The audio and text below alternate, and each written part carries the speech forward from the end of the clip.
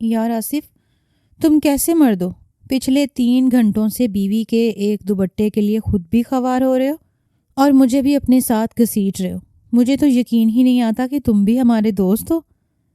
یہ الفاظ بولتے ہوئے وہ نہیں جانتا تھا کہ بہت جلد اپنے ان الفاظ سے خود بھی نظر چرانے پر مجبور ہونے والا تھا۔ اس نے ہاتھ میں بندھی قیمتی گھڑی پر نگاہ ڈالتے اپنے دوست کو گھورا تھا۔ کیا ہو گیا؟ تم اتنے کیوں بگڑ رہے ہو؟ ابھی 2 گھنٹے ہوئے ہیں اور تم بھول گئے ہو اپنی شاپنگ پر مجھے 5 گھنٹے خوار کرتے ہو، تب تمہیں جلدی کیوں نہیں ہوتی؟ آصف نے اسے جھڑکا تو مغرور انداز میں خانزادہ برہان احمد کے ترشیدہ لب مسکرا اٹھے تھے۔ ہم مردوں کو 100 طرح کے لوگوں سے ملنا ہوتا ہے، خصوصاً میرا تو حق ہے اس طرح ہر چیز احتیاط سے خریدنے کا۔ معمولی چیزیں میرے معیار پر پورا اترنے کے قابل نہیں ہیں۔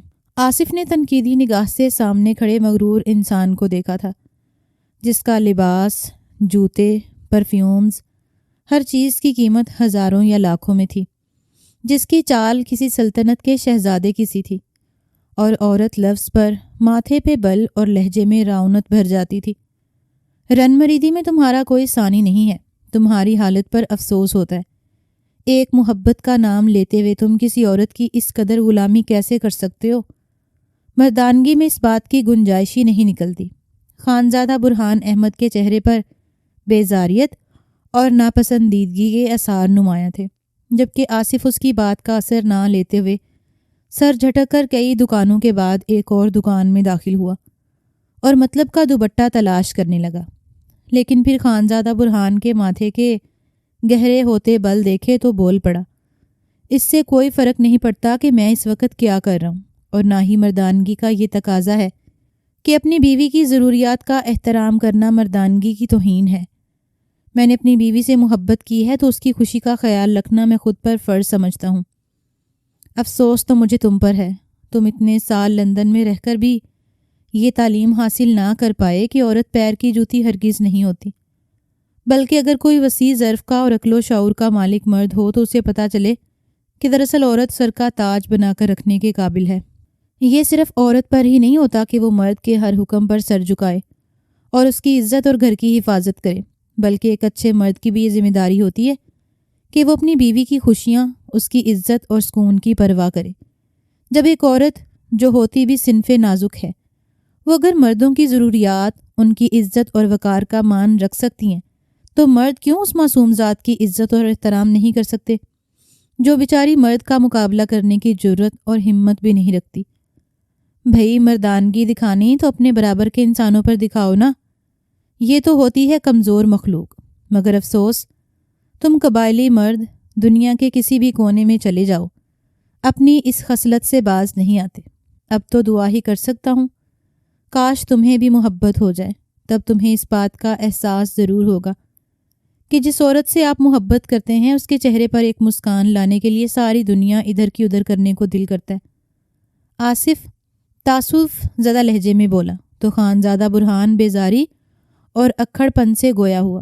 ہاں، اب تم اپنی اس غلامی کو محبت اور جانے کون کون سے الفاظ میں لپیٹ کر بیان کرو گے۔ تمہارا قصور نہیں ہے، تم نے کافی جوانی اور جوش کی عمر میں شادی کی تھی۔ 18 سال کا لڑکا پہلی بار زندگی میں کسی لڑکی کو شامل کرے تو شاید ایسا ہی غیر سنجیدہ اور غلام بن کر رہ جاتا ہے۔ مجھے دیکھو، میں 30 سال کا ہونے کا ہوں، مگر آج تک میں خود سے کسی لڑکی کی طرف قدم بڑھانا تک گوارا نہیں کرتا۔ لندن میں بھی اتنے سال کئی خوبصورت اور جوان لڑکیاں مجھ پر مرتی تھیں اور میرے آگے پیچھے گھومتی تھیں، اور کئی لڑکیوں نے خود ہی مجھے اپنا آپ سونپ دیا، اپنی عزت اور اپنی روح تک میرے حوالے کر دی، مگر پھر بھی میں نے کسی بھی عورت کی غلامی نہیں کی۔ اور ایک تم ہو، ایک ہی عورت سے محبت کی شادی کرنے پر اتنے سال گزر جانے کے بعد بھی اسی ایک کے ہی دیوانے ہو، جانے کیسے اتنی مستقل مزاجی سے ڈھٹے ہوئے ہو۔ دل نہیں بھرتا کیا تمہارا؟ خانزادہ برہان احمد نے ایک بار پھر سے آصف کو لتاڑنا چاہا۔ تم کبھی نہیں سمجھو گے میرے دوست، اگر تمہیں سچی محبت ہو جائے تو تم تب جان پاؤ گے کہ عورت کو اللہ نے کتنی خوبصورت مخلوق بنایا، یہ چاہے جانے کے اور ناز اٹھوانے کے قابل ہے۔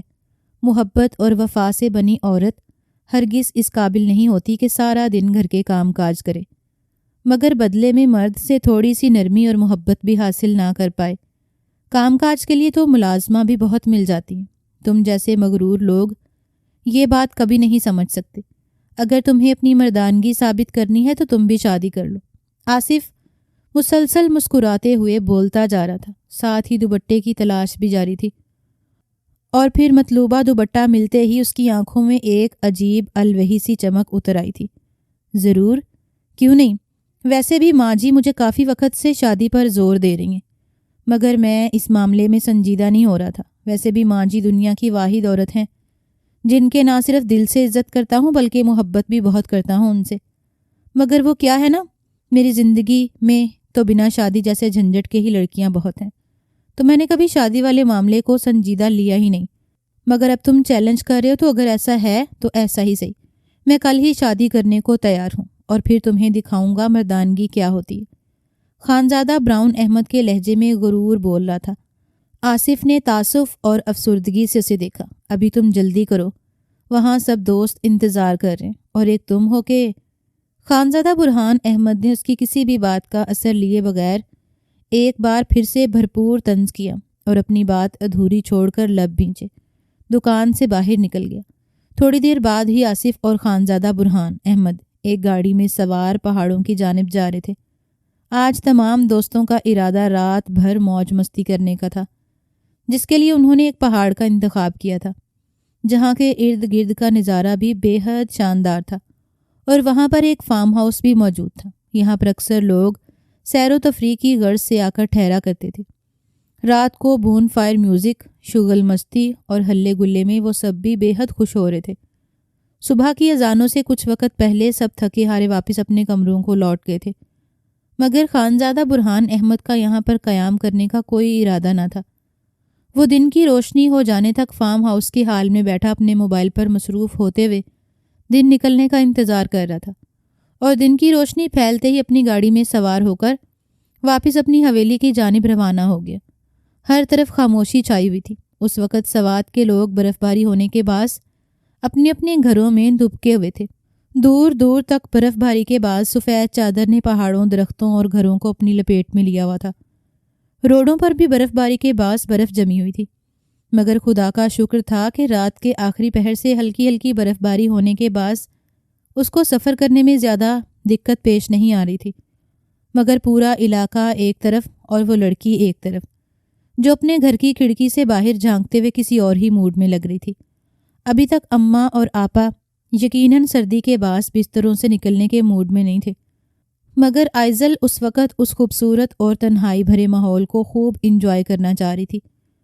کافی دیر تک ارد گرد کا نظارہ کرتے رہنے اور یہ یقین کر لینے کے بعد کہ کوئی بھی اس وقت گھروں سے باہر نہیں ہے، آئزل کچھ سوچتے ہوئے لانگ شوز پہن کر گھر سے باہر چلی آئی اور پیدل ہی سڑک کے قریب برف میں پیر دھنساتی چلنے لگی۔ سردی کی شدت کے باعث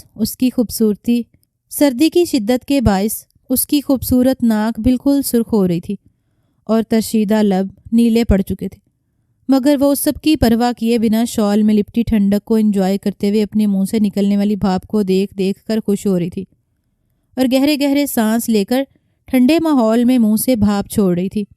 اس وقت بالکل اکیلا ہونے کے باعث بچوں جیسی حرکتیں اور اٹکیلیاں کرتے ہوئے وہ کہیں سے بھی 18 سالہ دوشیزہ نہیں لگ رہی تھی۔ چلتے اور موج مستیاں کرتے اچانک سے جانے اس کے دماغ میں کیا سمائی کہ وہ سڑک پر اتر آئی اور تیز قدموں سے بھاگنے لگی۔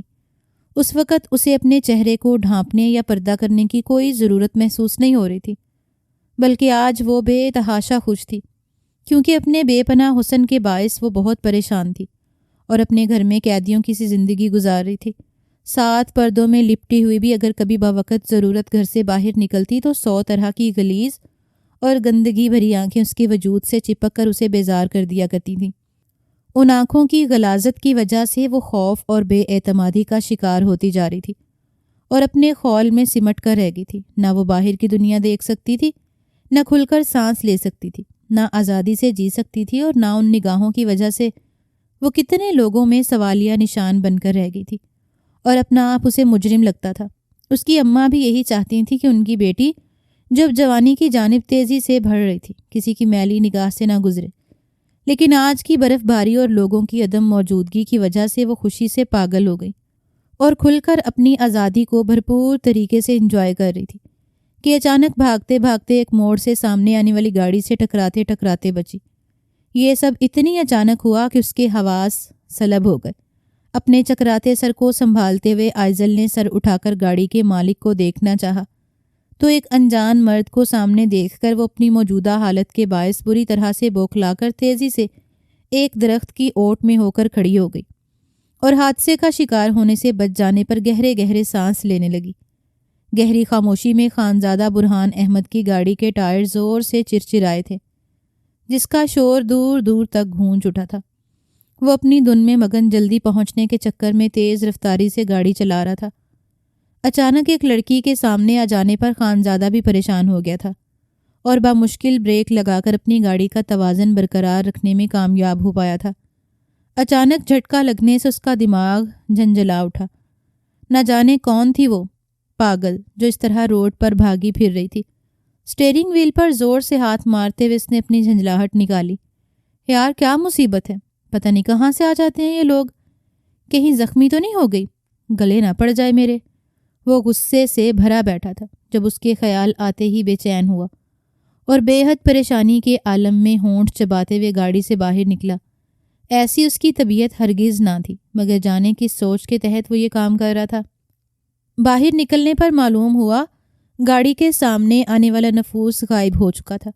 وہ سر پر ہاتھ پھیر کر رہ گیا اور دوبارہ گاڑی میں بیٹھنے ہی لگا تھا جب اسے برف سے بنے قدموں کے نشان دکھائی دیے۔ ان نشانات کا تعاقب کرتے ہوئے وہ جیسے ہی درخت کی جانب مڑا تو سامنے کھڑی گہری سانسیں لیتی لڑکی پر اس کی نظر پڑی۔ اسے دیکھ کر وہ کہیں کھو سا گیا۔ سفید دودھیا رنگت جس میں سردی کے باعث لالیاں کھلی تھیں، گھنی لمبی سیاہ پلکیں، زلفوں میں اس کا معصوم سا چہرہ، اس کا دل دھڑکا گیا۔ اتنی حسین اور معصوم لڑکی کو دیکھ کر اس کا دل جیسے یکدم تھم سا گیا تھا۔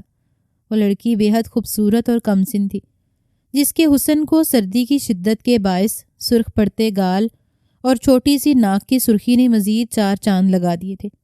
اچانک کسی کی نظروں کا ارتکاز محسوس کر کے آئزل نے سر اٹھایا اور سامنے اجنبی کو اپنی طرف تکتا پا کر حواس باختہ ہو گئی اور جلدی سے شال اپنے گرد اچھی طرح لپیٹ لی جو اس کے شانوں سے ڈھلک کر اس کی گود میں پڑی تھی۔ وہ اس طرح سے انجان غیر مرد کے سامنے آ جانے پر پریشان ہوئی تھی کیونکہ وہ ایک شریف اور باپردہ گھرانے سے تعلق رکھنے والی لڑکی تھی اور پہلے ہی اس کا حسن اس کے لیے عذاب بنا ہوا تھا۔ پتہ نہیں وہ کون تھا اور کہیں اس کے لیے نیا مسئلہ نہ کھڑا ہو جائے۔ وہ گھبرائی نظروں سے اسے دیکھتے ہوئے کسمسائی، مگر سامنے کھڑا شخص ٹس سے مس نہیں ہوا۔ اس کو اپنی جگہ پر جم کے کھڑا دیکھ کر آئزل اپنی جگہ سے اٹھی اور تیزی سے اپنے گھر کی جانب چلی گئی۔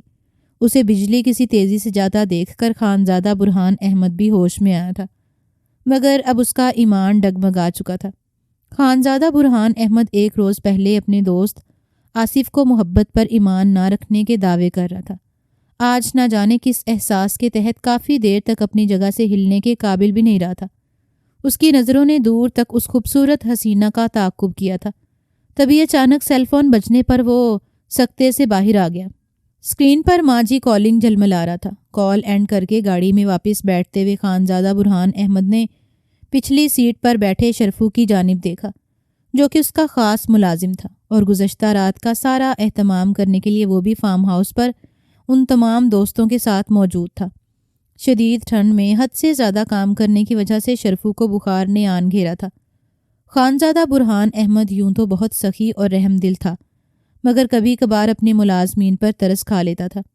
جیسے آج شرفو کو بخار میں مبتلا دیکھ کر اس نے گاڑی خود چلانے کا فیصلہ کیا اور شرفو کو پچھلی سیٹ پر آرام کرنے کی ہدایت دی تھی۔ گاڑی جھٹکے سے رکنے پر شرفو بھی ہڑبڑا کر اٹھ بیٹھا تھا اور اب مندی مندی آنکھوں سے مالک کو دیکھتے ہوئے کچھ سمجھنے کی کوشش کر رہا تھا۔ شرفو، یہ لڑکی کون تھی جو اس وقت اتنی قہر برساتی سردی میں اکیلے ہی اپنے گھر سے باہر نکلی ہوئی تھی؟ خانزادہ برہان احمد اپنے دل کی چوری چھپانے کے لیے حتی المکان سرسری سا لہجہ اپنائے ہوئے تھا اور دل و دماغ کو اس سے ہٹانے کے لیے خوامخواہ کی باتوں میں لگ کر اس کا اثر زائل کرنا چاہتا تھا۔ شرفو نے مالک کی بات پر سامنے نظر دوڑائی تو آئزل گلی کا موڑ مڑتے دکھائی دی۔ خان سائیں، یہ تو ہمارے اپنے علاقے میں یہیں پاس میں رہنے والی مولوی امام الدین کی بیٹی ہے، مگر یہ بچیاں بہت ہی شریف اور باپردہ رہنے والی ہیں۔ آج تک ان کو کبھی کسی نے یوں کھلے عام گھومتے نہیں دیکھا۔ جانے آج یہ لڑکی باہر کیسے چلی آئی؟ البتہ اس علاقے میں یہی بچیاں اس طرح کے پہناوے میں دکھائی دیتی ہیں۔ میں ان لوگوں کو کافی اچھے گھریلو تعلقات کے باعث جانتا ہوں۔ شرفو نے اپنے علاقے کا حوالہ دیتے ہوئے خانزادہ برہان احمد کے پوچھنے پر شرفو نے کافی تفصیل سے نہ صرف اس لڑکی کے خاندان کا بتا ڈالا، بلکہ ان لڑکیوں کی تعریف میں زمین و آسمان کے کلالے ملانا شروع کر دیے۔ بس ٹھیک ہے شرفو، تم سے جتنا پوچھا جائے بس اتنا ہی بولا کرو۔ تمہیں میرے ساتھ رہتے ہوئے 1 سال ہونے کو ہے، مگر ابھی تک تم میری یہ بات سمجھ نہیں پائے کہ مجھے ضرورت سے زیادہ اور فضول بولنے والے لوگ نہیں پسند۔ شاید میری نرمی کا ناجائز فائدہ اٹھانے لگے ہو۔ خانزادہ برہان احمد نے سخت لہجہ بناتے ہوئے شرفو کو مزید بولنے سے ٹوکا تو وہ بیچارہ اپنا سا منہ لے کر رہ گیا۔ واقعی 1 سال پورا ہونے کو تھا، مگر وہ اپنے اس موڈی اور ہر وقت بیزار رہنے والے اور کبھی حد سے زیادہ مسرور اور مطمئن دکھائی دینے والے خانزادہ کو نہیں جان پایا تھا۔ کبھی اسے 2 لفظی جواب دینے پر چڑ ہوتی تھی اور تفصیل طلب کرتا تھا، تو کبھی تفصیلی جواب دینے پر اسے 2 لفظی جواب ہی درکار ہوتا تھا۔ شرفو تو کیا حویلی کا کوئی بھی ملازم خانزادہ برہان احمد کو سمجھ نہیں پایا، کیونکہ خانزادہ کا موڈ موسموں سے بھی زیادہ سپیڈ سے بدلتا تھا۔ اس کے بدلتے موڈ کی وجہ سے ہی آج تک کوئی خانزادہ کے مزاج کو جان نہیں پایا۔ پھر عادی ہونے کا سوال ہی پیدا نہیں ہوتا تھا، مگر کیا کہا جا سکتا تھا؟ وہ مالک تھا اور ملازمین کو بھلا کہاں اتنی جرت ملی تھی کہ وہ اپنے دل کی کیفیت بیان کر سکتے۔ حویلی پہنچ کر توقع کے عین مطابق سب سے پہلے خانزادہ برہان احمد کا سامنا عظمیٰ خانم سے ہوا تھا، جو کہ کافی بے چینی سے اسی کی منتظر تھیں۔ غصہ اور بے چینی ان کے چہرے سے صاف ظاہر ہو رہی تھی۔ خانزادہ، یہ کون سا وقت ہے گھر آنے کا؟ میں نے تم سے کتنی بار کہا ہے کہ رات بھر حویلی سے باہر مت رہا کرو۔ آخر کیوں تم ہمارا صبر آزمانے میں لگے ہو؟ اب مجھے جلد ہی تمہاری شادی کرنا پڑے گی اور میں اس معاملے میں اب تمہاری کوئی مرضی نہیں چلنے دوں گی۔ تمہارے لیے اتنی ڈھیل کافی ہے کہ اگر تمہاری نظر میں کوئی لڑکی ایسی ہے جس سے تم شادی کرنا چاہتے ہو تو ہمیں بتاؤ، تاکہ ہم پہلے اس کو پرکھ لیں کہ آیا وہ حویلی کی بہو بننے کے لائق ہے بھی کہ نہیں۔ کیونکہ یہ بات تو طے ہے، تم خان ریحان احمد کے اکلوتے بیٹے ہو، اور اس لحاظ سے اس حویلی کی بہو کے بارے میں بہت سوچ سمجھ کر فیصلہ کرنے کی ضرورت ہے۔ ہماری بہو ہماری شان اور اس حویلی کے معیار کے مطابق ہونی چاہیے۔ عظمیٰ خانم نے بیٹے کی مرضی پوچھتے ہوئے بھی انتہائی نخوت سے اپنے اصول اس کو یاد کروا دیے تھے۔ خانزادہ برہان احمد کی آنکھوں میں شادی کا نام سنتے ہی چھم سے اس خوبصورت لڑکی کا چہرہ اتر آیا تھا، جسے کچھ ہی دیر پہلے وہ بوکھلائے اور گھبرائے ہوئے انداز میں دیکھ کر نئے اور انوکھے احساسات کا شکار ہوا تھا، اور اب ماں جی کی بات سن کر اس پر آشکار ہوا تھا کہ وہ اس لڑکی کو پسند کرنے لگا ہے۔ جی ماں جی، میں نے ایک لڑکی پسند کی ہے اور میں اسی سے شادی کرنا چاہتا ہوں۔ وہ کوئی مولوی امام دین کی بیٹی ہے۔ اس کے بارے میں مزید تفصیلات آپ شرفو یا اس کے گھر والوں سے پوچھ لیں اور ان کے گھر میرا رشتہ لے کر جائیے۔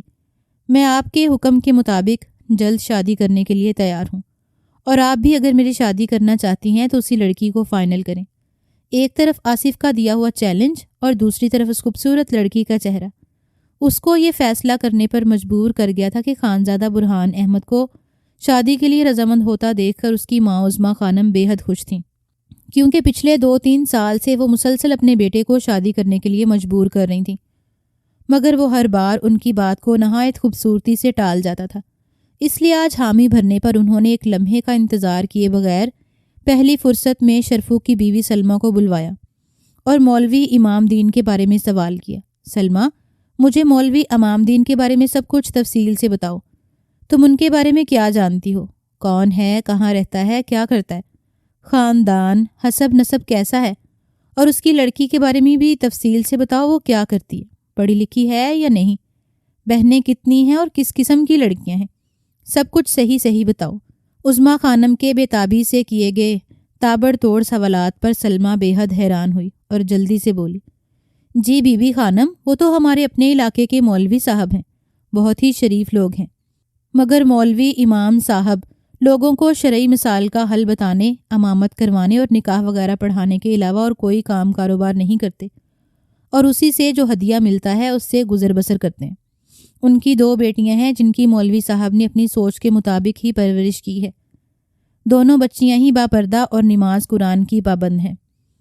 جی وہ لڑکیاں بہت شریف ہیں، کام کاج کی بھی تیز ہیں۔ بڑی کچھ دبتے ہوئے رنگ کی ہے، مگر چھوٹی بیٹی دودھیا رنگت کی مالک ہے، بے پناہ حسین لڑکی ہے۔ سلمہ مزید بھی کچھ بتا رہی تھی، مگر عظمیٰ خانم کے ارد گرد دھماکے ہونے لگے۔ ایک معمولی سے امام صاحب کی بیٹی کو وہ کس طرح سے اپنے گھر کی بہو بنا سکتی ہیں؟ یہ کسی صورت ممکن نہیں تھا، مگر وہ اپنے لاڈلے بیٹے خانزادہ برہان احمد کو کیسے اس فیصلے سے باز رکھیں؟ اس لڑکی کے بارے میں بتاتے ہوئے اس کی آنکھوں میں جو چمک تھی اور چہرے پر ارادے کی مضبوطی، وہ عظمیٰ خانم نے بڑی شدت سے محسوس کی تھی، اس لیے وہ اچھی خاصی پریشانی کا شکار ہوئی تھیں۔ کافی دیر تک پریشانی سے مسئلے کا حل تلاش کرتے رہنے کے بعد بالآخر ایک بات عظمیٰ خانم کے ذہن میں آ ہی گئی۔ چمکتی آنکھوں اور شیطانی مسکراہٹ کے ساتھ سلمہ سے گویا ہوئیں، سلمہ، مجھے کل ہی تم اس مولوی صاحب کے گھر لے چلو۔ عظمیٰ خانم کے دماغ میں جو شیطانی منصوبہ تیار ہو رہا تھا اس کے بارے میں انہوں نے سلمہ یا اپنے بیٹے کسی کو بھنک بھی نہیں پڑنے دی تھی۔ اگلے روز ڈرائیور کے ساتھ شرفو بھی عظمیٰ خانم کو مولوی صاحب کے گھر لے جانے کے لیے تیار کھڑا تھا۔ وہ اس بات سے خاصی مطمئن ہو گئی تھی کہ مولوی صاحب کے گھر میں وہ کیا کارروائی کرتی ہیں، اس کے بارے میں کوئی بھی نہیں جاننے والا تھا۔ دونوں کے اس خاص اور وفادار ملازم تھے۔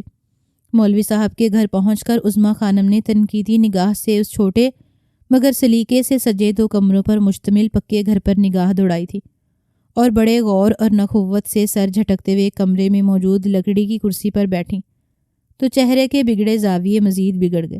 مولوی صاحب کی اہلیہ سکینہ مہمان ہونے کے ناطے ان کی عزت تو خوب کر رہی تھیں، مگر ان کی آمد پر بے حد حیران بھی تھیں کہ اتنے بڑے خاندان کی عورت آخر ان کے گھر پر کیوں موجود تھیں۔ ایسا کیا کام آن پڑا کہ ان جیسے اونچے لوگوں کو چل کر آنا پڑا، ورنہ تو ایسے اونچے گھرانے کے لوگوں کو ان جیسے عام گھرانوں والے لوگوں سے کوئی بھی کام پڑتا تو وہ ان کو اپنے پاس بلواتے اور ہدایت دیتے تھے۔ ایسے میں عظمیٰ خانم کا ان کے گھر اچانک سے چلے جانا خاصے اچنبے کا باز تھی۔ جیسے ہی چائے اور چند دیگر لوازماتوں کی ٹرے سجا کر سکینہ بی بی واپس کمرے میں داخل ہوئیں تو عظمیٰ خانم جو کب سے ضبط کیے بیٹھی تھیں فوراً پھٹ پڑی۔ کیا سوچ کر تم میرے اکلوتے بیٹے کو اپنا داماد بنانے کے خواب دیکھ رہی ہو؟ کیا اپنی اوقات یاد نہیں رہی یا ہمارے مقابلے میں اپنی حیثیت نظر نہیں آئی؟ ہاں، یہ شرفو تو تم لوگوں کی شرافت کے بڑے قصیدے پڑھ رہا تھا۔ بیوقوف نہیں جانتا کہ تم نے اپنی بیٹیاں اس لیے تو کھلی آوارہ چھوڑ رکھی ہیں تاکہ وہ امیر لڑکوں کو پھانس کر تم لوگوں کے بھی تمام خواب پورے کر سکیں اور خود بھی محلوں میں مہرانیاں بن کر عیش و عشرت کی زندگی گزاریں۔ یہ کہاں کی شرافت ہے بی بی کہ تمہاری بیٹیاں خود ہی منہ اٹھا کر اپنے لیے رشتے تلاش کرتی پھر رہی ہیں؟ اپنی بیٹیوں کو لگام ڈالو ورنہ میں اس سارے علاقے میں تمہاری اصل شرافت کا پردہ تار تار کر دوں گی۔ آئی بڑی ہمارے خاندان سے رشتہ جوڑنے کے خواب دیکھنے والی، ارے تم جیسیوں کو تو میں اپنے گھر میں ملازم بھی نہ رکھوں۔ عظمیٰ خانم غصے سے آگ بگولا ہوتے ہوئے بولی، جبکہ چند پل تک تو سکینہ بی بی حیران پریشان سی ان کی زبان کے جوہر دیکھتے ہوئے ان کے لفظوں کو سمجھنے کی کوشش کر رہی تھی، مگر پھر ان کے بے بنیاد الزام پر تڑپ کر رہ گئیں اور بولیں، آپ کو ضرور کوئی غلط فہمی ہوئی ہے، میری بچیاں ایسی ہرگز نہیں ہیں۔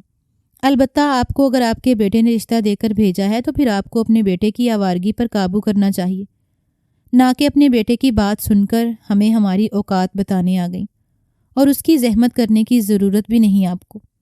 مجھے اپنی حیثیت کا اچھے سے اندازہ ہے اور میں اپنے جیسوں میں ہی اپنی بیٹیاں دوں گی۔ آپ جیسے اونچے لوگوں سے رشتہ داری رکھنا تو دور، میں سلام دعا کرنا بھی پسند نہیں کرتی۔ سکینہ بی بی نے بھی بنا لگی لپٹی رکھے عظمیٰ خانم کو بے نقد سنا ڈالی تھیں۔ وہ غریب ضرور تھیں مگر عزت دار عورت تھیں، ایسے امیروں کے آگے بچھنے سے بہتر ان سے دور رہنا پسند کرتی تھیں۔ ان کے لب و لہجے پر عظمیٰ خانم کے تن بدن میں آگ لگ گئی۔ وہ کہاں ایسے لہجے کی توقع کر رہی تھیں؟ ابھی غصے سے لب بھینچتے وہ کچھ بولنے کا سوچ ہی رہی تھیں جب سکینہ بی بی دوبارہ بولی، آپ بے فکر رہیے، اگر آپ اتنے الزامات لگائے بغیر بھی مجھے اپنی مرضی سے آگاہ کر لیتی تو ہم کبھی بھی آپ کو اپنی بیٹی کا رشتہ نہ دیتے۔ سکینہ بی بی نے اختتام پر بڑے ٹھہرے ہوئے لہجے میں کہا تو عظمیٰ خانم ان کے ایسے اعتماد اور سرد لہجے میں جواب دینے پر تلملاتی ہوئی گھر سے نکل گئی۔ البتہ غصہ ٹھنڈا ہونے پر آدھے راستے میں ہی سوچ کر وہ مطمئن ہو گئی تھی کہ اب کم سے کم اتنا سب کچھ ہونے کے بعد وہ لوگ اپنی بیٹی کا رشتہ ان کے بیٹے کو ہرگز دینا پسند نہیں کریں گے۔ اور پھر عظمیٰ خانم کچھ جھوٹ موٹ میں سارا سچ ملا کر اپنے بیٹے کو بھی بدزن کر سکتی تھیں۔ عظمیٰ خانم واپس حویلی پہنچیں تو خانزادہ برہان احمد ان کی واپسی حویلی پہنچتے ہی بے چینی سے ان کے پاس پہنچا تاکہ معلوم کر سکے کہ کیا بات ہوئی۔ ماں جی، آپ نے بات کر لی رشتے کی؟ کیا کہا انہوں نے رشتہ دے دیا ہے نا؟ خانزادہ برہان احمد اپنی بےتابی چھپا نہیں پا رہا تھا۔ اس کی بےتابی دیکھتے ہوئے عظمیٰ خانم ایک پل کو ٹھٹکی، مگر پھر سر جھٹک کر چہرے پہ سنجیدگی اور افسردہ تاثرات لاتے ہوئے بولی، ہاں بات کر لی ہے، اور خوب عزت افزائی بھی کروا کر آئی ہوں۔ وہ خود کو کچھ زیادہ ہی شریف سمجھتے ہیں۔ میں نے جیسے ہی تمہارے رشتے کی بات کی، وہ لوگ تمہارے کردار کے ساتھ ساتھ میری تربیت پر بھی انگلی اٹھانے لگے اور مجھے اتنی باتیں سنا کر صاف انکار کرتے ہوئے واپس بھیج دیا۔ خانزادہ، مجھے تم سے یہ امید نہیں تھی کہ تم اپنی ماں کو اس عمر میں ذلیل کرواؤ گے۔ کیا چاہا تھا میں نے تم سے؟ صرف اتنا ہی نا کہ تمہارا گھر بس جائے اور ہمارے گھر میں چھوٹے بچوں کی کلکاریاں گونجیں اور تم اپنا گھر بسا کر خوش رہو۔ اور تم نے میری اس شدید خواہش کا یہ حل نکالا کہ شادی کرنے کے لیے گھر بھی ڈھونڈا تو کیسا؟ اتنے معمولی سے گھر میں رہنے والے نام نہاد شریف لوگ جنہوں نے خان ریحان احمد کے اکلوتے بیٹے کو اپنی بیٹی کا رشتہ دینے سے انکار کر دیا۔ عظمیٰ خانم نے بیچاری شکل بناتے ہوئے خود کو مظلوم ظاہر کیا اور مزید خود کو سچا ثابت کرنے کے لیے جھوٹے آنسو بھی بہائے اور اپنے بیٹے سے اصل حقیقت کو چھپا دیا کہ کسی طرح وہ خود ہی ان شریف لوگوں کو ذلیل کر کے کتنی باتیں سنا کر آئی تھی۔ انہیں لگا تھا وہ کامیاب ہو چکی ہیں، کیونکہ ان کو اس طرح مغموم ہوتا دیکھ کر خانزادہ برہان احمد کتنی دیر خاموش کھڑا رہ گیا، مگر جب بولا تو اس کا جواب سن کر وہ حیرت کے ساتھ مزید تیش میں مبتلا ہو گئی۔ نہیں ماں جی، آپ کو ضرور کوئی غلط فہمی ہوئی ہے، یا پھر آپ کے کسی رویے نے انہیں ایسا بولنے پر مجبور کیا ہوگا۔ میں اس بات پر یقین نہیں کر سکتا کہ انہوں نے مجھ جیسے ہینڈسم اور امیر کبیر لڑکے کو اپنی بیٹی کا رشتہ دینے سے بے وجہ ہی انکار کر دیا ہوگا۔ ایسا رشتہ نصیب سے ملتا ہے، اور اگر کسی کو مل جائے تو وہ خوشی سے پھولے نہیں سماتے۔ اور پھر میں نے ایسی کوئی گری ہوئی حرکت بھی نہیں کی جس سے وہ مجھ پر غصہ ہوں۔ لڑکی پسند کر کے رشتہ بھیجنے میں کوئی برائی نہیں ہوتی۔ ماں جی، آپ اس بات کو اچھی طرح سے ذہن نشین کر لیجئے کہ اگر میں شادی کروں گا تو صرف اور صرف اسی لڑکی سے، ورنہ میں شادی کے بغیر بھی زندگی گزار سکتا ہوں، اور آپ اس بات کے لیے مجھے کبھی مجبور نہیں کر سکتی۔ خانزادہ برہان احمد نے اٹل لہجے میں اپنا فیصلہ سنایا تو عظمیٰ خانم جو دل میں اب تک خوش ہو رہی تھیں کہ وہ اس طرح کا کارنامہ سر انجام دے آئی ہیں کہ سانپ بھی مر جائے اور لاٹھی بھی نہ ٹوٹے، اب بیٹے کے جارحانہ تیور دیکھ کر حیران و پریشان ہو گئیں اور اس اندیکھی لڑکی کے لیے اپنے دل میں بے پناہ نفرت محسوس کرنے لگیں جس نے ان کے اکلوتے بیٹے کو اس خوبصورتی سے اپنے حسن کے جال میں پھنسا لیا تھا کہ وہ کسی اور سے شادی نہ کرنے کا عہد کر چکا تھا، اور زندگی میں پہلی بار اپنی ماں جی سے بھی اس لہجے میں بات کر رہا تھا جن کی وہ سب سے زیادہ عزت کرتا تھا۔ مگر یہ ساری نفرتیں اور قداوتیں ایک طرف، انہیں اس بات کی فکر لگ گئی کہ اب کس طرح کسی اور کے ساتھ خانزادہ برہان کی شادی کا سوچیں، کیونکہ اپنے بیٹے کی ضد سے وہ اچھی طرح واقف تھیں۔ بیٹے کے جانے کے بعد عظمیٰ خانم اس سوچ میں پڑ گئیں کہ اب کس طرح سے وہ کمتر لوگوں کو رشتہ دینے پر راضی کریں، کیونکہ وہ بھی اپنے اکلوتے بیٹے سے بے حد محبت کرتی تھیں، اور آج اپنے بیٹے کی آنکھوں میں جنون دیکھ کر انہیں اس بات کا احساس ہوا تھا خانزادہ برہان اس لڑکی کے لیے بے حد سنجیدہ تھا، اور وہ اپنے بیٹے کو صرف اپنی نام نہاد انا کی خاطر خوشیوں سے محروم نہیں کر سکتی تھی، اس لیے آئندہ کا لاہ عمل تیار کرنے لگی۔ کئی دن تک اس بات پر مسلسل سوچ بچار کرنے کے بعد ایک نتیجے پر پہنچ کر عظمیٰ خانم خاموشی سے ڈرائیور کے ہمراہ واپس مولوی امام دین کے گھر پہنچ چکی تھیں۔ خوش قسمتی سے مولوی امام دین بھی اس وقت گھر پر ہی موجود تھا۔ عظمیٰ خانم چہرے پر شرمندگی طاری کرتے ہوئے اپنے گزشتہ رویے پر معافی مانگتے ہوئے بولی، میں اپنے گزشتہ رویے پر بے حد شرمندہ ہوں، کیونکہ مجھے سکینہ بی بی کی باتوں سے غصہ آ گیا تھا۔ انہوں نے میرے اکلوتے بیٹے کو آوارہ کہا تو میں بھی خود پر قابو نہیں رکھ پائی تھی، مگر بچوں کی خوشی اسی میں ہے تو ہمیں بچوں کی خاطر بات کو زیادہ نہیں بڑھانا چاہیے اور آپس کے تعلقات کو مزید مضبوط کر لینا چاہیے۔ اس کے علاوہ مجھے آپ لوگوں کے بارے میں زیادہ تفصیلات معلوم نہیں تھیں، اس لیے بھی میں آپ لوگوں پر یقین نہیں کر پائی، مگر اب مجھے آپ لوگوں کی بیٹی کا رشتہ چاہیے۔ میں انکار ہرگز نہیں سنوں گی، مجھے ہر حال میں اپنے لاڈلے بیٹے کی خوشی پوری کرنی ہے۔ عظمیٰ خانم مان بھرے لہجے سے گویا ہوئیں تو مولوی امام دین حیرت سے ان کا اخلاق اور تمیزدار لہجہ ملاحظہ کر رہے تھے۔ پھر اپنی بیوی کو سکینہ بی بی کی جانب پرسوچ نظروں سے تکنے لگے۔ شاید سکینہ نے اتنے امیر گھرانے سے بیٹی کا رشتہ آنے پر بوکھلاہٹ میں غلط بیانی کی ہے۔ یہ عورت دیکھنے میں نہیں لگتی کہ سنگ دلانہ لہجہ اپنایا ہوگا اور ان لوگوں کو اور ان کی بیٹیوں کو ذلیل کیا ہوگا جیسا سکینہ بی بی نے انہیں بتایا تھا۔ اور اسی سوچ کے زیر اثر مولوی امام دین نے اپنی اہلیہ کی کم عقلی کو کوستے ہوئے اسے دوبارہ مشورہ کرنا مناسب نہ سمجھا اور اپنی لاڈلی اور چھوٹی بیٹی کے رشتے کے لیے ہاں کر دی۔ رشتے کی منظوری جان کر سکینہ بی بی کو شدید دھچکا لگا تھا کہ اتنا کچھ جان لینے کے بعد بھی وہ کیسے اپنی بیٹی ایسی عورت کے حوالے کر سکتے ہیں، اور اسی بات پر انہوں نے اپنے شوہر سے بحث کرنے کی بہت کوشش کی، مگر جب مولوی امام دین نے اپنے فیصلے کو آخری فیصلہ کہا تو سکینہ بی بی کو بھی مجبوراً خاموش ہونا پڑا، اور شاید اللہ کو بھی یہی منظور تھا۔ یوں جھٹ منگنی پٹ بیا کے مصداق سارے مراحل بے حد سکون سے بنا کسی مسئلے کے اختتام پذیر ہوئے۔ شادی کے روز آئزل اس نئے بندھن میں بندھنے کے بعد قطعی انجان اور حیثیت کے لحاظ سے خود سے کئی درجہ امیر شخص کے سنگ 100 طرح کے خدشات لیے رخصت ہوئی۔ دوسری جانب خانزادہ برہان احمد جو اپنی ماں عظمیٰ بیگم کو تو سختی سے یہ باور کروا چکا تھا کہ وہ شادی اسی لڑکی سے کرے گا، مگر دل میں اپنی ماں کی بے عزتی کا انتقام جنم لے چکا تھا اور بدلہ لینے کے لیے غصہ اور انتقامی جذبات لیے اس بات کو بھی یکسر فراموش کر بیٹھا تھا کہ وہ آئزل سے پہلی نظر میں محبت کر بیٹھا تھا۔ کمرے میں داخل ہوتے ہی دونوں کے بیچ سرد جنگ کا آغاز ہو چکا تھا۔ یہ بناؤ سنگار ہٹاؤ اور چینج کر کے آؤ، کسی خوش فہمی میں رہنے کی ضرورت نہیں کہ میں تمہاری محبت کے قصیدے پڑھتے ہوئے محبت بھری باتیں کروں گا، اور سنو یہ والا لباس پہن کر آؤ میرے پاس۔ خانزادہ برہان احمد نے تنفر زدہ لہجے میں آئزل سے کہتے ہوئے ایک بند لفافہ آئزل کی طرف اچھالا تو وہ حیرت سے منہ کھولے اس مغرور شہزادے کو دیکھ رہی تھی جس کے چہرے کے تاثرات انتہائی پتھریلے ہو رہے تھے۔ اسے ہرگز یقین نہیں آیا تھا کہ پہلی رات کی دلہن، وہ بھی اتنی حسین، اپنے شوہر کے منہ سے ایسے الفاظ بھی سن سکتی۔ اس کے اندر چھن سے کچھ ٹوٹا تھا، اس کی آنکھیں نمکین پانی سے بھر گئیں تو اس نے جلدی سے سر جھکا لیا۔ وہ بالکل بھی اس بے حس شخص پر یہ ظاہر نہیں کرنا چاہتی تھی کہ اس کے رویے سے اسے بے حد تکلیف پہنچی تھی۔ وہ خاموشی سے بستر سے اتری اور ڈریسنگ روم میں جا کر سب کچھ اتارنے کے بعد ہلکا سا لباس منتخب کرتے ہوئے باتھ روم میں جا گھسی۔ اس نے اس بند لفافے کی طرف دیکھنا بھی گوارا نہیں کیا جو اس کو پہننے کو دیا گیا تھا۔ اس کا دل بھاری ہو رہا تھا اور اس وقت اپنے احساسات پر قابو پانا زیادہ ضروری تھا۔ بھاری بھرگم لہنگے سے نجات ملتے ہی وہ کافی حد تک پرسکون ہو چکی تھی۔ کتنی دیر منہ پر ٹھنڈے پانی کے چھینٹے مارنے سے اس کے اندر کا غبار اندر ہی دب گیا تھا اور چہرے پر سکون کی پرچھائیاں بن چکی تھیں۔ دھلا دھلایا حسین چہرہ لیے وہ واپس کمرے میں لوٹی تو دوپٹے کو نماز کے انداز میں لپیٹے ہوئے تھی، جس پر خانزادہ برہان احمد نے سخت بیزاری سے اس کا حلیہ دیکھ کر تنقید کی تھی۔ میں تمہارا شوہر ہوں اور تم پر پورا حق رکھتا ہوں۔ مجھے اس طرح 7 پردوں میں چھپی ہوئی بیوی نہیں چاہیے۔ میں نے تمہیں یہ ڈریس دیا تھا اور چینج کرنے کو کہا تھا، تمہیں میری بات سمجھ نہیں آتی؟ جلدی چینج کرو، مجھے مزید انتظار نہیں کرنا، اور دوبارہ کبھی مجھے اتنا انتظار کرانا بھی مت، خانزادہ برہان احمد نے سختی سے کہا تھا۔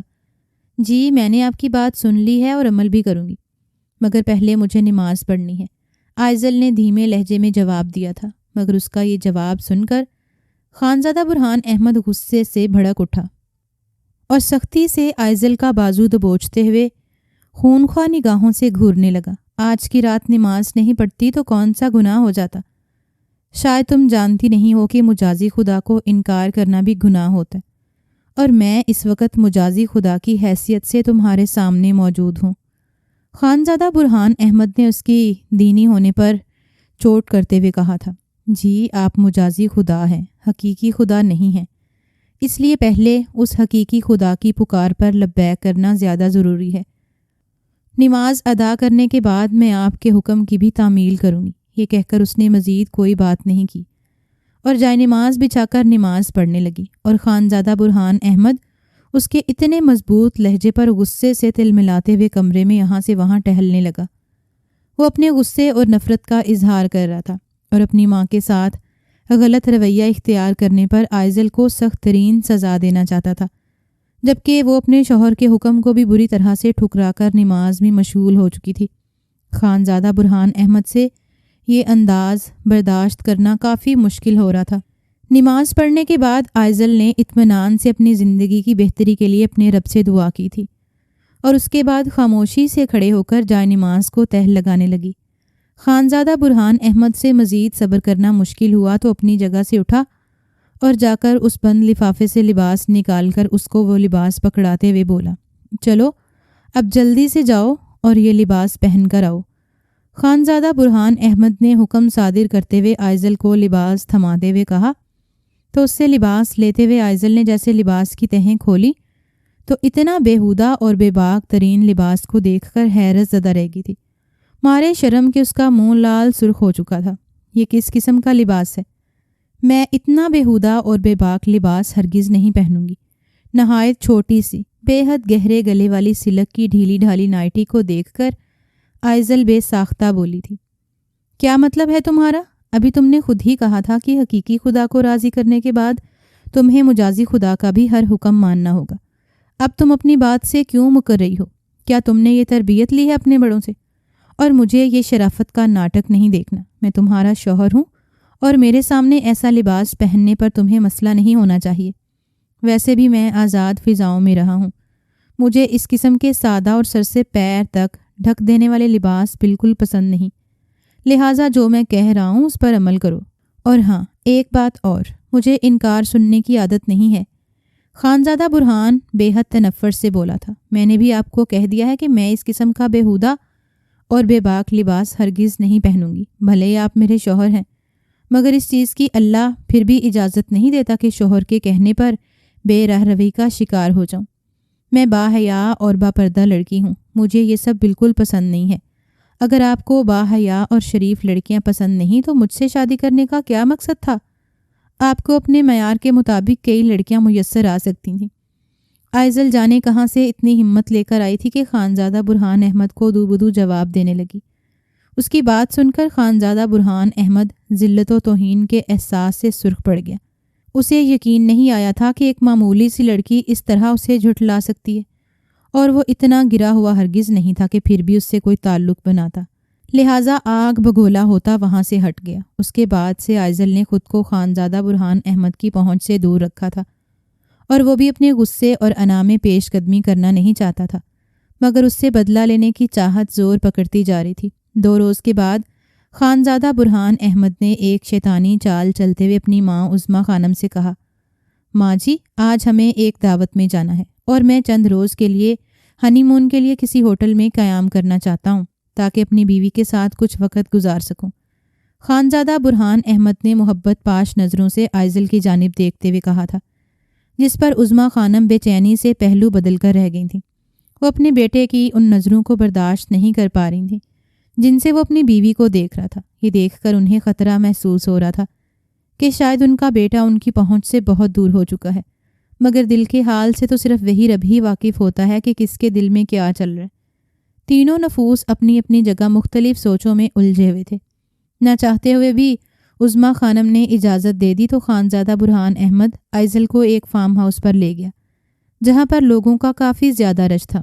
عورتیں مرد اکٹھے تھے، سب عورتوں کے تن پر بیہودہ لباس تھے اور نہایت بے باک انداز میں مردوں کی باہوں میں جھول رہی تھیں۔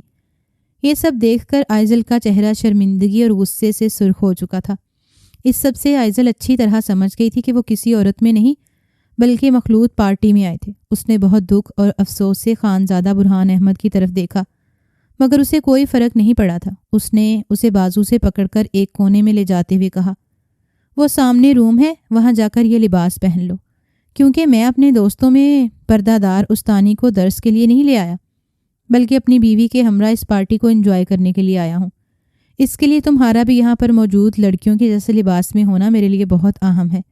خانزادہ نے سختی سے حکم صادر کیا تھا، مگر آئزل یہ بات سن کر بھیگتے ہوئے لہجے میں بولی، آپ مجھے امی کے گھر چھوڑ دیں اور پھر یہاں پر جتنی دیر تک دل کرے انجوائے کریں، مگر میں اس بیہودہ محفل کا حصہ ہرگز نہیں بنوں گی، اور نہ ہی میں آپ کا پسند کیا لباس پہننا پسند کرتی ہوں۔ میں آپ کو پہلے ہی بتا چکی ہوں کہ میں نے با پردہ رہ کر زندگی گزاری ہے، مگر آپ کو شاید میری بات پر یقین نہیں آیا۔ ہاں، میں جانتا ہوں تم نے پردے میں رہ کر زندگی گزاری ہے، مگر وہ پہلا وقت تھا، مجھے پورا یقین ہے کہ تم اپنے باپ کی سختی کے باعث وہ سب کرنے پر مجبور ہوئی تھی، ورنہ کوئی بھی لڑکی آزاد رہنا پسند کیوں نہیں کرے گی۔ اب تم میری بیوی ہو اور تمہیں میری مرضی اور میرے مطابق زندگی گزارنا ہوگی۔ وقت کے ساتھ سب کچھ ٹھیک ہو جائے گا۔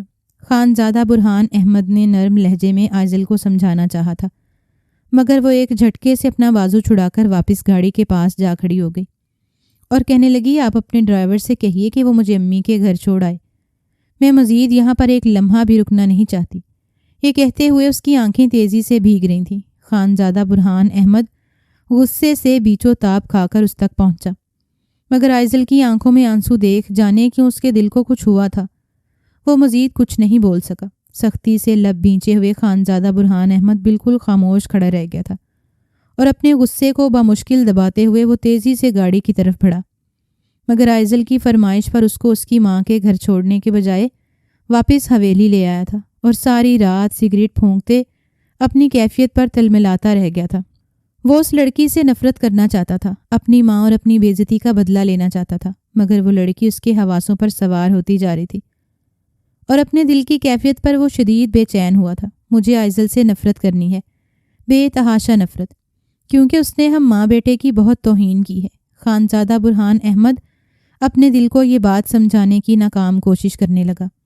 اگلی صبح عائزل خانزادہ برہان احمد سے اجازت لے کر اپنے والدین کے پاس گئی اور ماں کے گلے لگ کر رونے لگی۔ امی، آپ لوگوں نے مجھے کس جہنم میں دھکیل دیے؟ وہ نہایت عیاش قسم کا امیر زادہ ہے جس کو اپنی خوشی سب سے زیادہ اہم لگتی ہے۔ میری سوچ یا میرے شوق، میری عزت اس کے لیے کوئی اہمیت نہیں رکھتے۔ وہ مجھے راہ راست سے ہٹانا چاہتا ہے۔ آپ لوگ میرے ساتھ ایسا ظلم کیسے کر سکتے ہیں؟ میں نے تو کبھی آپ لوگوں سے یہ فرمائش نہیں کی تھی کہ مجھے امیر زادہ چاہیے، کبھی نہیں کہا تھا کہ مجھے پابند ماحول نہیں پسند، تو پھر کیوں آپ لوگوں نے میرے لیے ایسا انتخاب کیا؟ کیوں نہیں سوچا کہ ایسے گھر اور ایسے لوگوں میں جا کر میری روح لہو لہان ہوگی، میری عزت نفس کچل دی جائے گی؟ آپ اندازہ نہیں کر سکتی کہ ان چند دنوں میں میری روح پر کیسے گھاؤ لگے ہیں۔ کاش آپ لوگ میرا احساس کرتے، مجھے ایسے عقوبت خانے میں مت بہاتے۔ امی، مگر اب میرا صبر جواب دے گیا ہے، میں اب اس گھر میں دوبارہ کبھی نہیں جاؤں گی، اس لیے آپ لوگ پہلی فرصت میں اس شخص سے مجھے طلاق دلوا دیں تاکہ بقیہ زندگی میں پرسکون طریقے سے گزار سکوں۔ امی، آپ نہیں جانتی، وہ شخص اس قابل نہیں کہ اس کے ساتھ رہا جائے۔ وہ مجھے نامحرم مردوں کے سامنے بےہودہ اور بے باک لباس پہننے پر مجبور کرتا ہے۔ بیٹی کی آہو بکا سے سکینہ بی بی کا دل کٹ کر رہ گیا۔ وہ تڑپ کر اپنی بیٹی کو سینے سے لگائے پھوٹ پھوٹ کر رونے لگیں۔ اپنے شوہر کے اس جذباتی فیصلے پر انہیں ایک بار پھر شدید غصہ آیا۔ مولوی امام دین جو کمرے کے باہر جانے کب سے موجود تھے اور اپنی بیٹی کے منہ سے اتنے بھیانک انکشاف سن چکے تھے، پریشان ہو کر کمرے میں داخل ہوئے اور عائزل کے سر پر ہاتھ رکھتے ہوئے بولے، مجھے معاف کر دو بیٹی، مجھے بالکل اندازہ نہیں تھا کہ وہ لڑکا کس قسم کی خصلت کا ہے۔ میں نے تو اس کی ماں کی اتنی محبت اور چاہت سے رشتہ مانگنے پر اپنی بیٹی کی خوشیوں کی خاطر ہاں کی تھی۔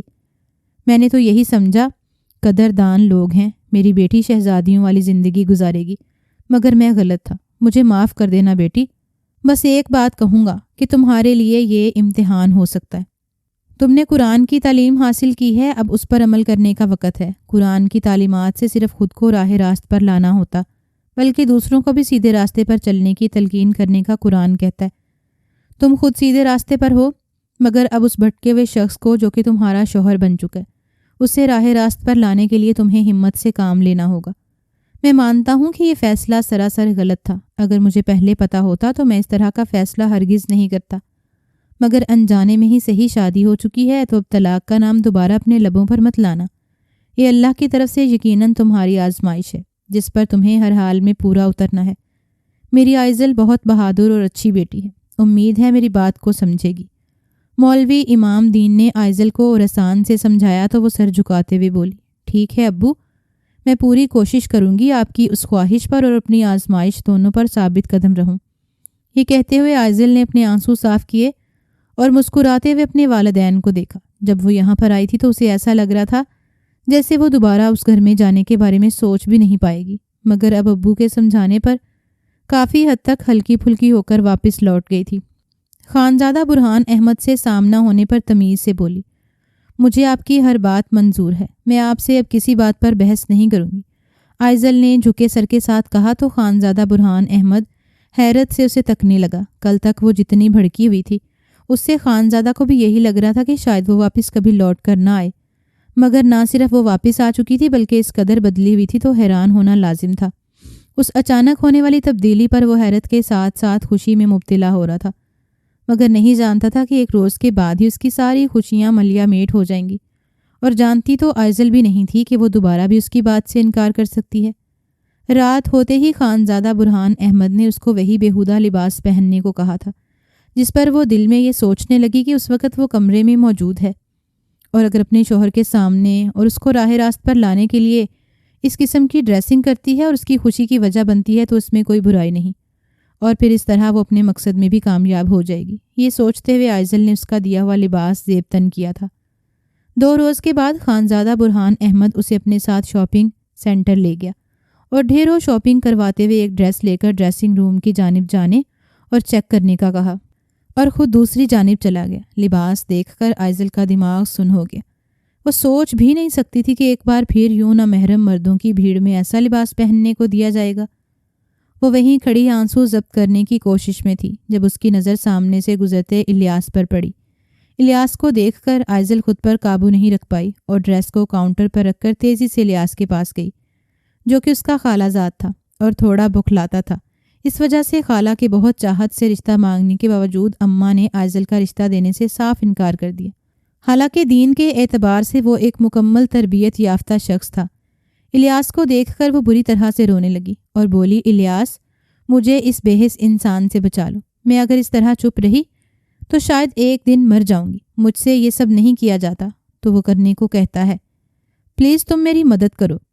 اس کے اس طرح رونے پر الیاس گھبراہٹ میں مزید ہکلا گیا اور بنا سوچے سمجھے اسے ہمراہ لے کر چھوٹی سی گاڑی میں وہاں سے روانہ ہو گیا۔ خانزادہ برہان احمد واپس آیا تو آئزل غائب تھی۔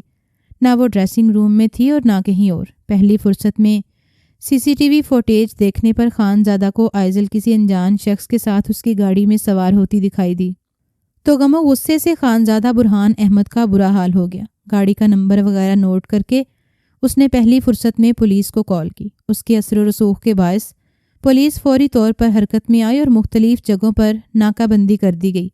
اگلے 2 گھنٹے میں نہ صرف الیاس گرفتار ہو چکا تھا بلکہ آئزل بھی دوبارہ سے خانزادہ برہان احمد کی گرفت میں آ چکی تھی۔ آئزل کو گھسیٹتے ہوئے اپنی گاڑی میں ڈالا اور ایک فارم ہاؤس میں لے گیا۔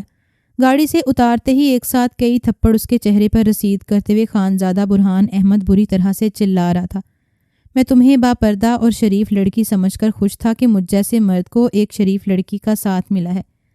میں اپنے گزشتہ طرز زندگی پر شرمندہ تھا، مگر نہیں جانتا تھا کہ تم صرف میرے سامنے ہی عزت کا ڈرامہ کرتی ہو۔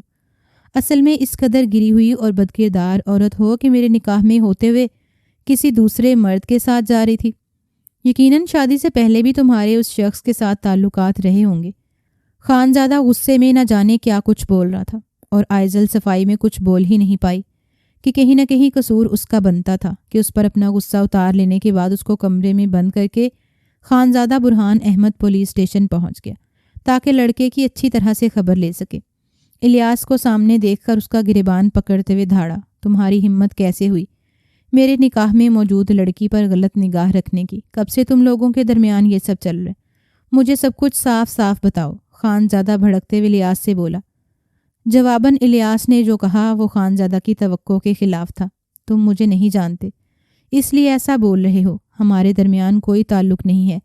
میں آئزل کا خالہ زاد کزن ہوں۔ تمہارے رویوں سے گھبرا کر اس نے مجھ سے مدد مانگی تو میں صرف اسے تم سے بچانے کی کوشش کر رہا تھا، اس کے علاوہ میرا یا اس کا کوئی بھی غلط ارادہ یا تعلق نہیں۔ ہاں میں جانتا ہوں کہ پہلے میری اماں نے آئزل کے لیے میرا رشتہ مانگا تھا، مگر خالہ کے انکار پر میں نے دوبارہ اس معاملے میں کبھی کوئی بات نہیں سوچی اور آئزل کو کزن کے حوالے سے عزت دی۔ مجھے الزامات دینے کی بجائے تمہیں اپنے گریبان میں جھانکنا چاہیے۔ آخر تم اپنی بیوی کے ساتھ ایسا کیا کرتے ہو کہ شوہر جیسے صاحبان کے ہوتے ہوئے اس نے مجھ سے مدد کی بھیک مانگی ہے؟ الیاس کے الفاظ میں جانے ایسا کیا تھا جو خانزادہ کو اپنے منہ پر تماچے کی صورت محسوس ہوا۔ وہ شرمندگی سے زمین میں گھڑ گیا تھا۔ بے جان ہوتے قدموں کے ساتھ پولیس اسٹیشن سے باہر نکلا اور مختلف سوچوں میں الجھا ہوا گاڑی ڈرائیو کرنے لگا، جس کے باعث شدید قسم کے روڈ ایکسیڈنٹ کا شکار ہو گیا۔ ہسپتال میں 4 روز تک مسلسل بھاگ دوڑ کرنے کے بعد ڈاکٹر بمشکل اس کو ہوش میں لانے میں کامیاب ہوئے تھے۔ آئزل کو برہان احمد کا دوست ہسپتال میں خاموشی سے چھوڑ گیا تھا۔ عظمیٰ خانم ہسپتال پہنچ کر آئزل کو سامنے دیکھتے ہوئے غصے سے پاگل ہونے لگی۔ تم منحوس لڑکی ہو، میرے بیٹے کی خوشیوں کی قاتل ہو، تمہاری وجہ سے میرا بیٹا اس حال کو پہنچا ہے۔ اب تم کیا چاہتی ہو کہ یہاں پر بھی اپنی نحوست کا سایہ لے کر چلی آؤ؟ دفع ہو جاؤ یہاں سے۔ عظمیٰ خانم اس پر چیختی رہیں اور وہ خاموشی سے سب کچھ سن رہی تھی اور دل میں دعا گو تھی کہ خدا کرے اس کا شوہر سلامت رہے، کیونکہ وہ اپنے چند لمحوں میں کمزور پڑ جانے اور الیاس کے ساتھ فرار ہونے والے عمل پر خود بھی بہت زیادہ شرمندہ تھی۔ 4 روز تک ماں اور بیوی کی پرخلوص دعاؤں اور سجدوں کے باعث خانزادہ برہان احمد ہوش میں آیا۔ عظمیٰ خانم بےتاب سی بیٹے کے پاس گئیں۔ 2-4 باتوں کے بعد نگاہت زدہ لہجے میں بار بار آئزل کا ہی پوچھ رہا تھا، جس پر عظمیٰ خانم خاموشی سے باہر چلی آئیں۔ آئزل کو کمرے میں بھیج دیا۔ آئزل روتے ہوئے کمرے میں داخل ہوئی تو سامنے پڑا شخص بمشکل ہاتھ جوڑتے ہوئے آئزل سے مخاطب ہوا۔ مجھے معاف کر دو آئزل، میں نے ہمیشہ تمہیں غلط سمجھا اور تمہارے ساتھ ایسا رویہ اختیار کیا جبکہ میں نے پہلی نظر میں تم سے محبت کی تھی۔ کاش میں اپنی محبت کو سب سے اوپر رکھتا اور اپنی انا کو بیچ میں نہ آنے دیتا، تو شاید ہمارا رشتہ اس طرح کا نہ ہوتا۔ ہو سکے تو مجھے معاف کر دینا۔ خانزادہ برہان احمد ٹوٹے پھوٹے الفاظ ادا کر رہا تھا۔ اس کی بات سن کر آئزل بری طرح روتے ہوئے اس کے ہاتھ تھام گئی۔ آپ پریشان نہ ہوں، آپ بالکل ٹھیک ہو جائیں گے اور میں بھی معافی چاہتی ہوں، مجھے اس طرح سے نہیں جانا چاہیے تھا۔ آئزل نے پر امید لہجے میں کہا، نہیں آئزل، میرے پاس وقت کم تھا، مگر میں نے اس وقت کو خود ہی ضائع کر دیا۔ اب میں اپنی زندگی کی شاید آخری سانسیں لے رہا ہوں۔ میری تم سے التجا ہے کہ میرے برے رویے کو فراموش کر دینا اور مجھے معاف کر دینا۔ یہ کہہ کر وہ رونے لگا اور آئزل اس کی بات پر تڑپ اٹھی تھی۔ تبھی خانزادہ برہان احمد کی حالت بگڑنے لگی تو تیزی سے ڈاکٹر کو بلایا گیا، مگر اگلے 3 منٹ کے بعد ہی ڈاکٹرز نے یہ روح فرسا خبر سنائی کہ خانزادہ برہان احمد اس دنیا سے جا چکا ہے۔ اس کے بعد تو ہر دل میں گہرام ٹوٹ پڑا تھا اور آئزل شدید دکھ میں مبتلا ہو گئی تھی۔ کاش وہ بھی اپنے اس رشتے کو نظر انداز نہ کرتی۔ اگر خانزادہ اپنی امارت اور طاقت پر غرور میں مبتلا تھا تو آئزل بھی اپنے ایمان پر مغرور ہو چکی تھی، اس لیے خانزادہ کو کسی گنتی میں نہیں لاتی تھی۔ اب وہ روتی تڑپتی تھی، اگر ہو سکے تو آپ مجھے معاف کر دیں، آپ کی بخشش کے لیے اللہ سے ہر پل دعا مانگوں گی، مگر مجھے اگر آپ نے معاف نہ کیا تو روز محشر میرا رب بھی مجھے معاف نہیں کر پائے گا۔ اصل بدقسمت تو میں ہوں جس نے شوہر کے رتبے کو بھی نظر انداز کر دیا۔ خانزادہ کی وفات کے بعد آئزل ہر وقت نماز قرآن میں مشغول رہنے لگی اور دعا کے لیے جب بھی ہاتھ اٹھاتی تو صرف اور صرف خانزادہ برہان احمد کی بخشش اور اپنی معافی کی دعائیں مانگتی تھی۔ اس کے علاوہ اس کے پاس کوئی اور دعا مانگنے کے لیے الفاظ نہیں بچے تھے۔ اس وقت بھی وہ خانزادہ برہان احمد کی قبر کی مٹی سے ماتھا ٹکائے بری طرح روتے ہوئے کہہ رہی تھی، خدا کے لیے آپ مجھے معاف کر دیں تاکہ میرا رب بھی مجھے معاف کر دے۔